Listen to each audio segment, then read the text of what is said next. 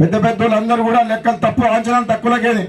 మీ దగ్గర 1000 కోట్లు ఉన్నాయి కాక 1,00,000 కోట్లు అవినీతి సొమ్ము ఉండొచ్చు కేసీఆర్ దగ్గర. ఈ ప్రజలు అనుకుంటే నిన్ను ఏం చేసిండ్రో ఎక్కడ తీసుకుపోయిందో చూసి నేనేమో ఫామ్ హౌస్లో పోయి రిటైర్ అవుతాను అనుకున్నా, కానీ కాదు సార్ ఇవ్వబడ్డాడు.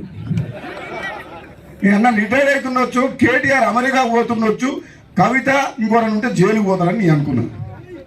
ఇక పోయే టైం వస్తే అది కూడా తప్పదు. దోసుకున్న సొమ్మంతా కక్కేయాలన్నా వద్దా? 10 ఏళ్ల పాటు అధికారం అడ్డం పెట్టుకొని దోసుకున్న సొమ్మంతా మనం ప్రజలకు చెందేటట్టు అవినీతిని బయటికి తీసుకొస్తాం. కాళేశ్వరం ప్రాజెక్టు కడితేనేమో కూలిపోయింది. మిషన్ భగీరథ నీళ్ళు వస్తలేవు. మిషన్ భగీరథ గెస్ట్ హౌస్ మాత్రం బ్రహ్మాండం కట్టిండు.